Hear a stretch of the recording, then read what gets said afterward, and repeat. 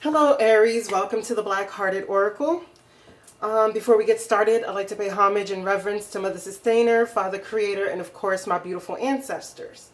Now, if you're returning to the channel, thanks again. Welcome back. To new viewers, welcome.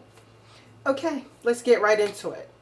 You have, for your first message, discover your life's purpose. You have invisible in reverse. You have making a choice, number 30. You have full moon, earth, flower, achievements. You have 12, the fall. For your archetypes, you have the slave, child, wounded, and scribe. And from the rebel deck, you have shame, regret, and guilt. Those are just bullshit. Okay, so let's get into the message. Discover your life purpose. Start asking yourself, what is the meaning of your life? As a soul who is having a physical experience, you are here to grow and learn. You are being asked to immerse yourself in this life by expanding, stretching, and understanding your reasons for being here. Nothing is impossible for a soul who is following her or his destiny. Your guides, angels, and higher self are constantly communicating with you through signs, feelings, people, books, and etc. Follow your hunches. You are being given important guidance, which may show up via a strange feeling to travel somewhere, to speak to someone, to attend a seminar, write, paint, etc.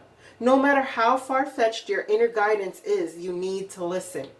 Your soul's purpose includes a combination of experiences that your mind doesn't understand, but your soul needs to process, to learn, and grow.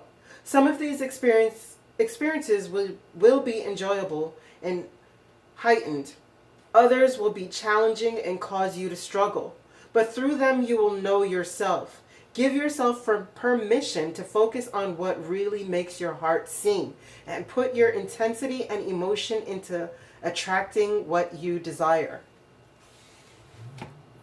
The invisible card speaks of feeling invisible or feeling the need to be invisible, but being that it's reversed now, it's telling you that you're out here loud and proud for everyone to see. Like, you're not hiding who you are, you're up front, you're putting yourself out there. So, but the 30 card on making choices, it says you are required to come to a decision now. It says you are faced with a dilemma or a fork in the road that must make a conscious choice regarding your next right action.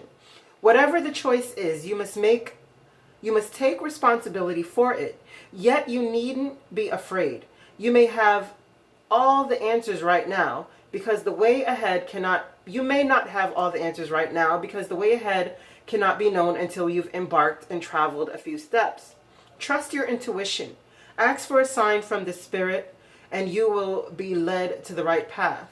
If you remain conscious and aware, your choice will be the right one at this time. Life is always about learning. Success lies in choosing consciously, guided by intuition and spirit.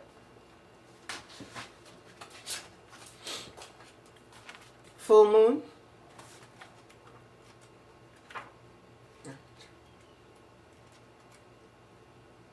Where are you? Okay.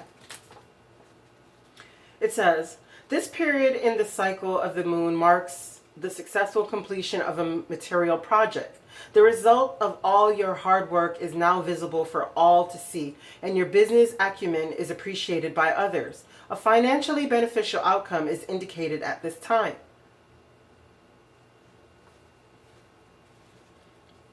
The fall.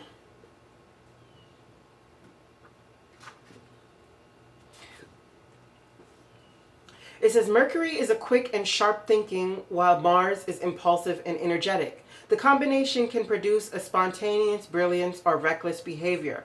Perfectionist Virgo may act as an inhibitor, resulting in the urge to reconsider your actions or decisions.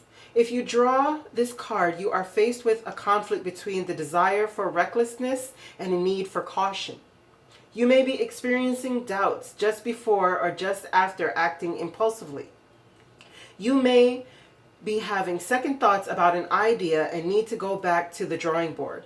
This card reveals somehow A wrong decision has been made, but suggests that there could still be time to rectify the mistake.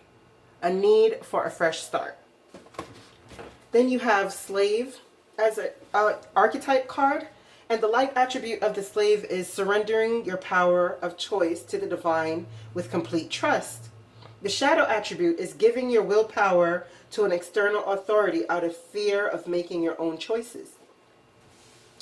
The child wounded, the light attributes is awakens compassion and desires to serve others. Wounded children opens the learning path of forgiveness. The shadow attributes blames all dysfunctional relationships on childhood wounds. Resist moving through forgiveness. Scribe. Light attribute, preserving knowledge and information. Shadow attribute, altering facts and plagiarizing others' work. Shame, regret, and guilt. Those are just bullshit. And it says, forgive and let that shit go. So right now, this is something that has been coming up for you in my readings time and time again. So I'm urging you that if you still are dealing with any childhood woundings, that is a time right now that you deal with that. Because you could be making impulsive decisions out of this childhood wounding and throw off what seems to be a brilliant, these cards right here are so great. I mean, all of them are great if you're in the higher attributes, but being that this childhood wound card keeps coming up as something that needs to be resolved,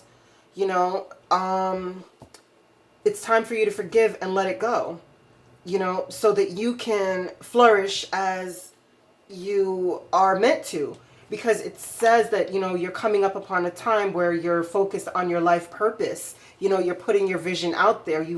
You're at a crossroads where you're making the right choices to step into your life purpose. And if you're having second thoughts, then really consider where these inner judgments are coming from, or these doubts are coming from. Be very careful at this time not to fall into doubt or into insecurities that are coming from the childhood. And be careful not to be a slave,